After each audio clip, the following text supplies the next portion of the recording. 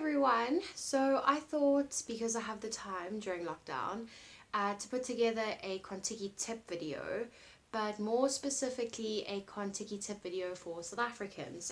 Just because I found when I was doing tons and tons of YouTube research on tips and hacks for Contiki, I found that there wasn't a lot of South African videos, and it would be quite nice to kind of hear it from a South African perspective, especially for South Africans who want to know a little bit about the budgeting, and that it's in rands and whatnot. So first off, I am not a YouTuber. I'm not editing this video properly. It's going to be a very basic video. And also that I haven't done a Contiki video in terms of the actual trip itself. So if you are keen to go check the trip out, I did Instagram the whole trip, literally every day, every hour. And you can go on my Instagram, I'll put it below, and it's in the highlights section, which is really cool. Contiki 1, 2, and 3. So that is quite nice to have a look at. So cool, so I'm going to jump straight into it. Basically, I will be reading off my notes, so if I look down all the time, I'm sorry. First thing is booking. I book through an agency, a travel agent, just because it's a whole lot simpler. You give them everything they need. You guaranteed that everything will be sorted. Also in South Africa, we need different visas, and it's a logistical nightmare. And the agency makes it a little bit easier by telling you what visas you need to get, when you need to apply for them. Don't get me wrong, the Contiki agents were amazing. You'd phone them up and you ask them questions, they answer it quick enough. But it's just it's a lot easier booking through an agent, travel agent, I found. So that is some advice I'd give to you. It's a little bit extra, but you know everything will be done correctly and sorted out. Then with regards to, okay, so I'm going to speak a little bit about budget. I'm not going to go too far in terms of like money and the exact amount, but basically I spent a month and a half did the Contiki and in the UK. So I went on the European experience, which was 20 days, 11 countries, which was amazing. So basically I had a UK budget and a Europe budget. And I budgeted on point, except that I ended up dipping a little bit into the pounds, just because I've realized that Europe was actually a little bit more expensive for me than the UK. So basically, the Contiki agent told me to budget about 1,000 Rand a day, so 60 euros a day. But now bear in mind, this was last year, 2019, and it's now 2020. And I'm not sure if traveling is going to be a thing for the rest of the year, but that'll probably change. So 1,000 Rand a day, which is a lot of money for a South African. Obviously, the exchange rate might change and blah, blah, blah. So basically, with the budget, I wasn't a big shopper. I used it a little bit more on the souvenirs and the drinking. So, but I'll get into that a little bit more just now. So the first thing I want to talk about is the add-ons with regards to the budget. So the add-ons are obviously the extra activities that you pay for. I did not do all the add-ons, even though you really want to, and they look really nice. Some of the things you just don't need to do. For example, the bike rides. There were like 1 or 2 bike rides that I didn't do, just because I could walk the town. I didn't have to do it on a bike. If you want to do it on a bike, it goes a little quicker, I guess. But yeah, for example, the one bike ride in Munich, we walked it and we saw the same things. We just walked it. The other thing is the river rafting. It's so beautiful to do the river rafting, but if it's a little bit expensive, if you can afford the add-ons, do it. If you can't, things like that, you can do river rafting at home. Also, the meals. There's a few add-on meals which you don't really need to do. Maybe do the first and last one because you're with your Contiki group, but like there was one night where it was like 30 euros for a meal, and my mate said that it wasn't worth it, and we basically walked the town and we could taste the same cuisine rather than sitting down at a restaurant and eating it through a Contiki meal. So yeah, just be careful with your add-ons. Don't feel pressured to do things you don't want to do. Also, depending on how nice your Contiki trip manager is, you can sometimes add things on in the last minute if like all your friends are doing it and you really want to do it. So that is that. Yeah, then with the meals, like take full advantage of your free meals, like the breakfast, fill yourself up as much as you can. Suppers, they were really nice. They were like, I like them. I know sometimes the Aussies or the other guys wouldn't like the food and they would just order in. You can do that, but you know, I would take advantage of the free meals. Service fees is a thing. So if you sit down at a restaurant in Europe, the tip is added in and it is so expensive. Even the water's expensive. You will ask for tap water and they charge you. Yeah, just be very careful with that. Also, what happened is the one time we, obviously in Europe, you pay for the toilets and we didn't want to pay for the toilets. So we decided to sit down and order a Coke, stupidly enough, thinking that would be fine. And we ended up paying 10 euros for a Coke, a small Coke, might I just add, just to use the bathroom, and that is 160 rand. So yeah, don't do that. That was a mistake on our behalf, but anywho. Yeah, so the next thing I'm going to talk about is the alcohol. Now the alcohol is so expensive. Like it's frighteningly expensive. So what you can do is what the others did and we caught on a bit late, is to actually just buy your own alcohol. So like there were corner shops in Italy where you could buy your own alcohol, or at duty frees on the little ferry on the way over. Yeah, just buy your own alcohol. It's so much cheaper. The Aussies play this game where it's like right hand buffalo or left hand, I can't remember right now. We play it here in South Africa, but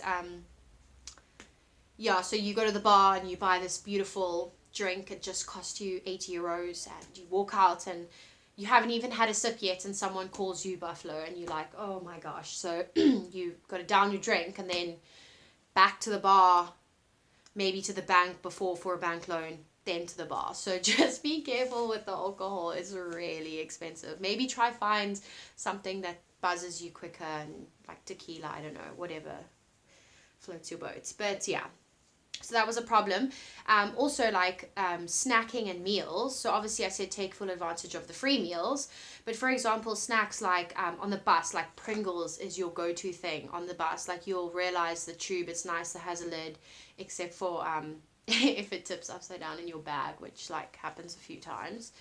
But anyway, so yeah, snacking and just getting cheap meals. You do a lot of service stops, and yeah, again, you can budget it really well if you keep it cheap. So the one thing I want to talk about is the tipping. So you'll see that it's like mandatory to tip your trip manager and driver, which I guess, yeah, rightly so. They kind of feel that that is like how you rate the trip. So if you found it amazing, you would tip the full 20 or whatever. So we did. Obviously, it's they're a little bit understanding of like South Africans because the exchange rate is so bad. But do tip. It is a thing. That's how they feel how you felt the trip was, whatever the case may be. But the tipping of the tour guides. So a lot of on the trip you'll do these tours that are like added into the trip. But then the tour guide at the end's like, okay, where's my tip? And you're like, oh.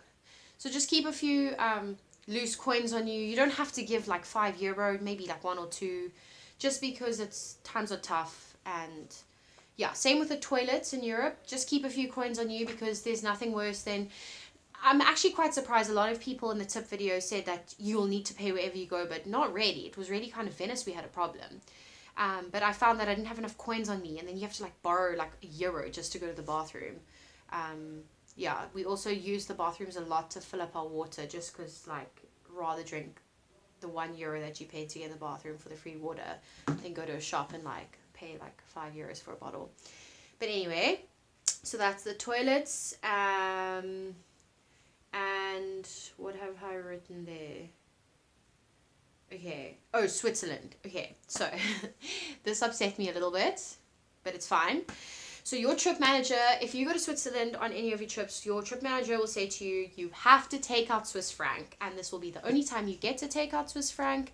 and your campsite over there will not allow you to get Swiss franc out. So you panic and you're like, oh my gosh, like how much should I take out? And you stress, only to find out that first of all there was an ATM there, but anyway, and also that you actually can take out euros there. You can pay on your card in euros. So don't go and exchange a ton of Swiss francs, because you can't exchange them back to euro. So that is the problem. You can't exchange them back to euro, and then you're stuck with the Swiss franc, and then yeah. So just take out maybe a little bit of Swiss franc, because I don't want to say don't do it and then whatever the case may be, you actually need to. But yeah, so that's something that just upset me a little bit, because you can't exchange it back, and I took out all the Swiss franc, and I actually didn't need to take out all the Swiss franc. So yeah, that was that. And I think that is all that I want to talk about regarding the budget. Cool. So the next thing I'm going to talk about is the packing / clothing / life, because you become frenemies with your suitcase that basically you carry your life in for 20 days. So yeah, just be super smart about the packing. The whole thing about overpacking is always a thing, and it always happens, and you overpack and you end up wearing the same clothes, and you wear the same clothes all the time. You wear them all the time, the same clothes. Yeah. So just be careful about that. So basically, I got very upset about this whole clothing situation, and I will tell you why. Almost more upsetting. It was more upsetting than the Swiss franc thing. But basically, I watched all these tip videos, and they like pack t-shirts and leggings. I went in summer, and comfy clothes, which is all good and well until you need to pose in front of the Eiffel Tower or the Pisa, and you want it to go on the gram. Okay, and you are in leggings and a t-shirt. So my friend and I actually ended up kind of like borrowing a few nice things, but just pack nice clothes that you can pose in front of the Eiffel Tower with. That's not leggings and a t-shirt. Whatever floats your boat. If you're comfortable doing that, then do that. But that just kind of upset me, because it's like, for me, it was like a one in a lifetime opportunity to have a photo, and I was wearing leggings only on the one day. I figured out quickly enough after that. So basically, packing like jumpsuits and dresses, which are really nice. It's so light to pack as well. Ended up buying a few there. The jumpsuits are specifically nice just because on the bus it's comfortable, other than your leggings. But yeah, so the jumpsuits I definitely is a thing. The other thing is packing cubes. Life savior. Packing cubes save your life, especially when you like in and out of your suitcase like every single day, like different country, you've got to pack quick. Like if you have your packing cubes, you feel organized on your trip. Like it's something that keeps you sane, kept me sane. So yeah, then the next thing I'm going to talk to you about is shoes. So I was okay with the shoes. I had one pair of white tackies, one pair of trainers, so tackies, for like hiking or dirty things, and then slip-flops, or flip-flops or thongs, whatever you call them. But what upset me the most was I packed a pair of like long boots, and I didn't wear them. They irritated me. They were in the way. They took up space, and it was something that like bothered me. So yeah, just careful with the shoe packing. Also, my one friend from New Zealand, she packed in heels, rightly so, if you want to dress up for the night. But then my trip manager didn't tell us the one night that before dinner we were going to walk up a very big hill with lots and lots of stairs up to like a church in France. And shame, my friend had to walk up those stairs in the heels, and yeah, actually that entire night was just lots of heels. So yeah, just be careful with the heels. Laundry. So laundry was also a little bit of a thing for me, because in all the tip videos they're like, wash your own clothes, take your own powder. Cool, do that if you have the time, or think you will have the time and the energy to stand in a bathroom and wash your clothes. you just don't have the energy and time. So what we ended up doing was like, at majority of the places you stay, the washing and drying will be £5 each. I mean €5 each.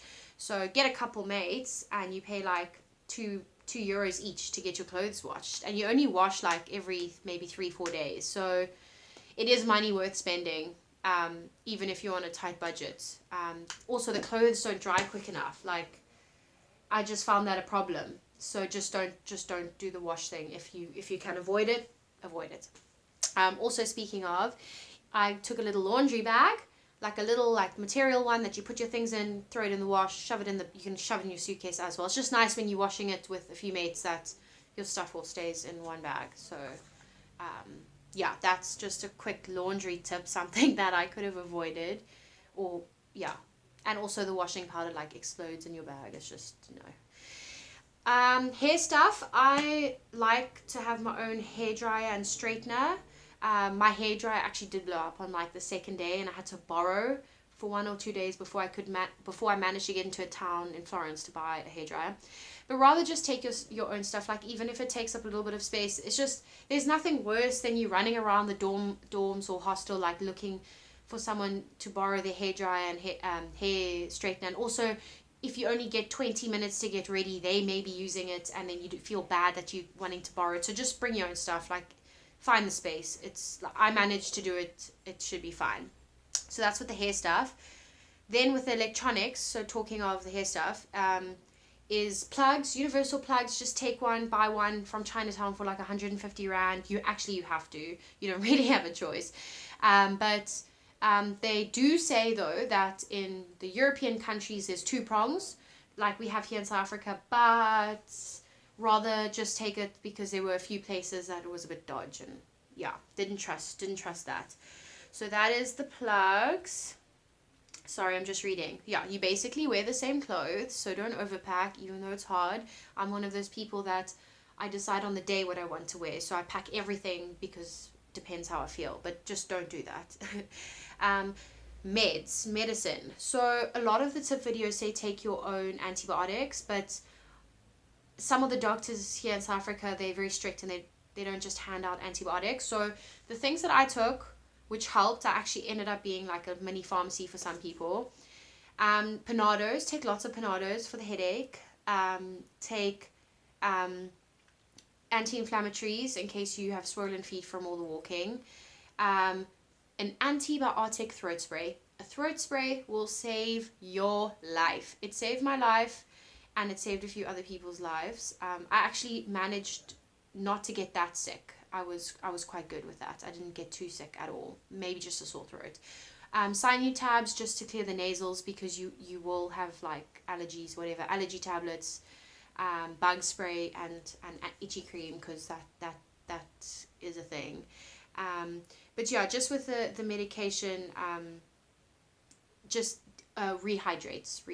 Take rehydrates, because I got such bad cramps on Contiki, because you do a lot of drinking and then you do a lot of walking, and you don't really want to drink a lot of water when you're out because the bathrooms are a minimal thing. And yeah, just take rehydrates. I actually had a little tablet I took every morning. It was a dissolvable one. It was like called Immune, and that saved me from getting horrifically sick. It kept me healthy. So yeah, so just be wise with medication. Definitely take, because also there's nothing worse than like wanting to try borrow, even though people share. But yeah, then the other thing, last packing story, is the bus. You do spend lots and lots of hours on the bus. Sorry, my brother's shouting in the background. So definitely pack a neck pillow. Look, the hours is it's quite a thing. Everyone always, there's like some people that are like, oh, they hate the hours on the bus, and some are like, it's fine. You do stop every like 2 hours, so it's not that long. And also use that time to sleep, because you really don't sleep that much. You get to bed so late, and you have to wake up so early every morning. There's no lie-ins on Contiki. So yeah, so just use that time to sleep.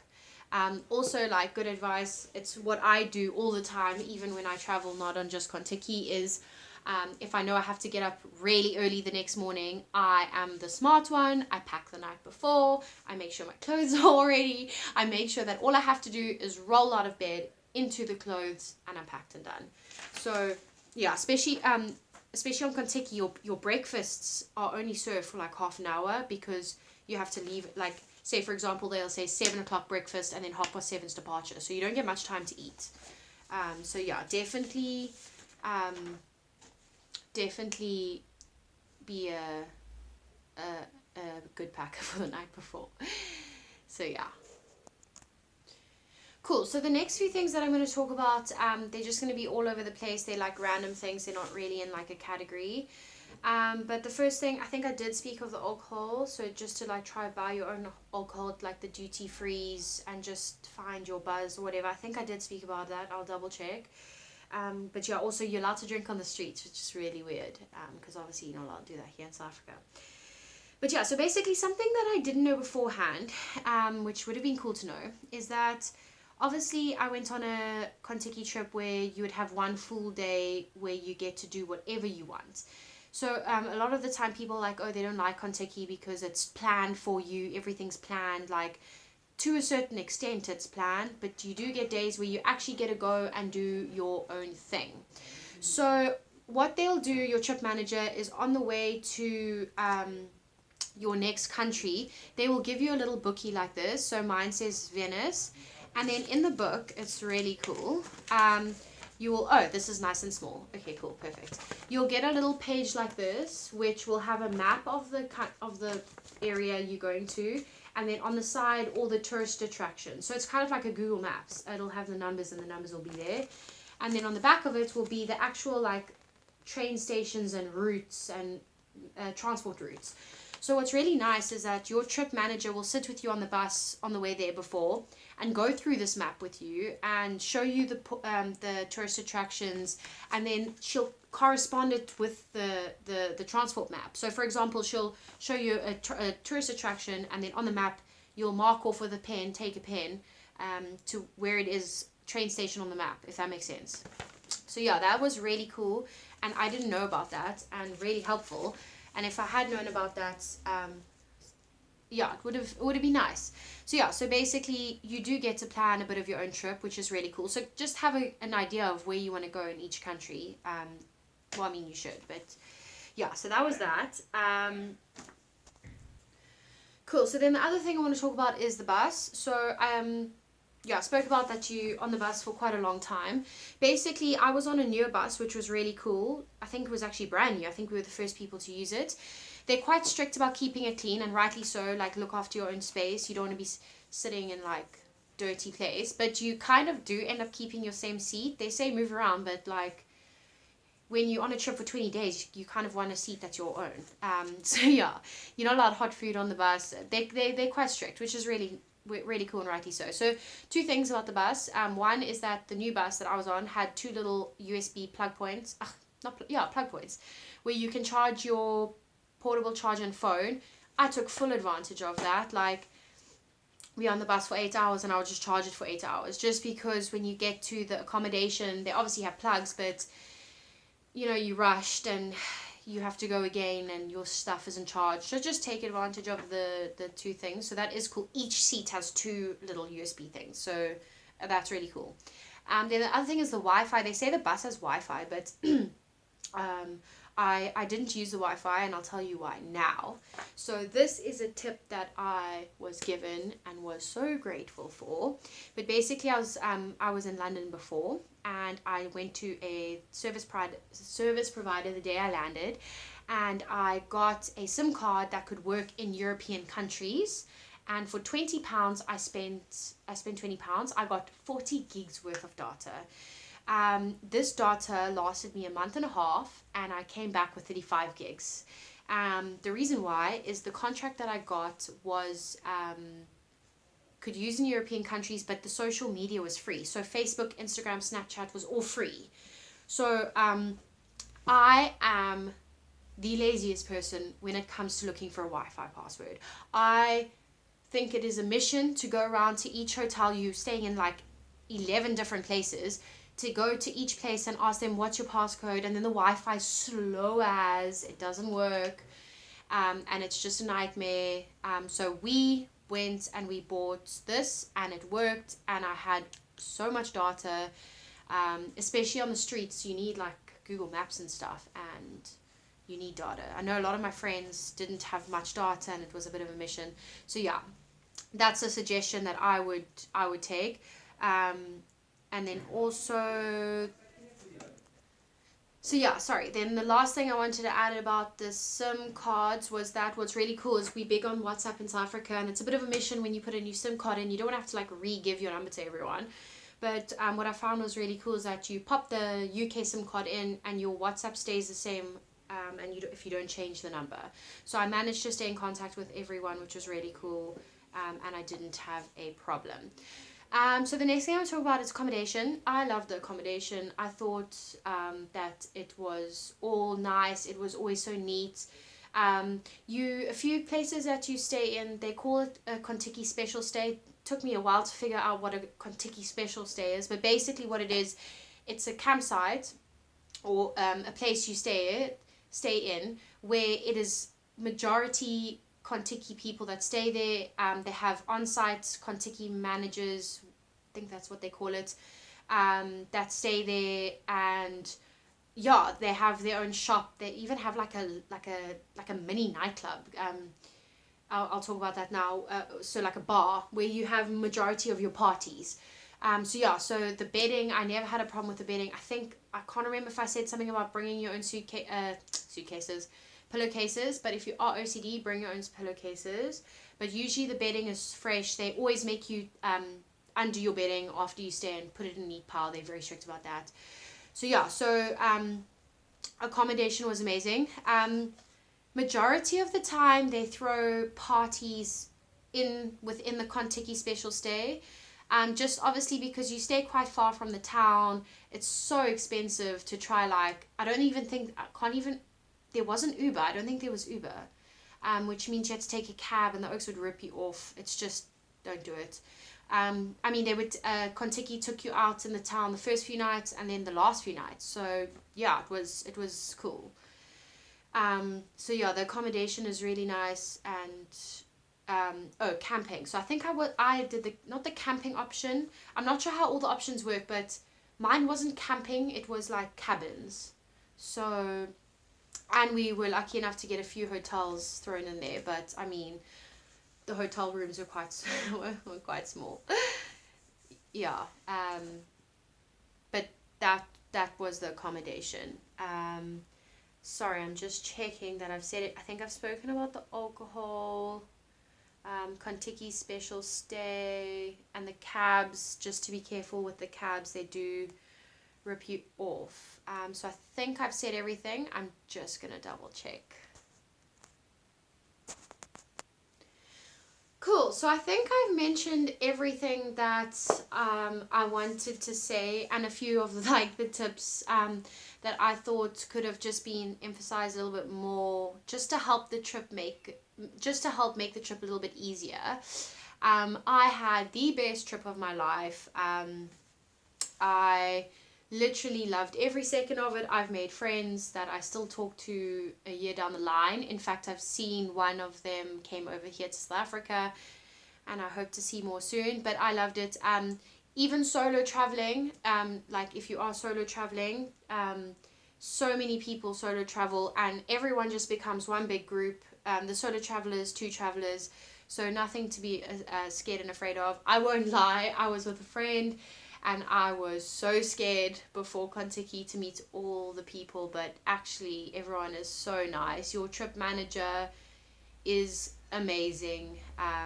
You can chat to her or him about anything if you have any questions or any worries. So if you have any questions that you want to ask me that I haven't said in the tip video, please DM me on my Instagram. I've put my Instagram handle below. Go check out my highlights. It'll give you a bit of an idea of what happens on Contiki. A lot of the videos are flashing lights and yeah, moments in the dark. So I do apologize for that. But yeah, thank you so much for watching my video. Hope some of my tips help that maybe haven't been mentioned in the other tips. And if you're South African and watching this, yeah, hope you enjoy your trip.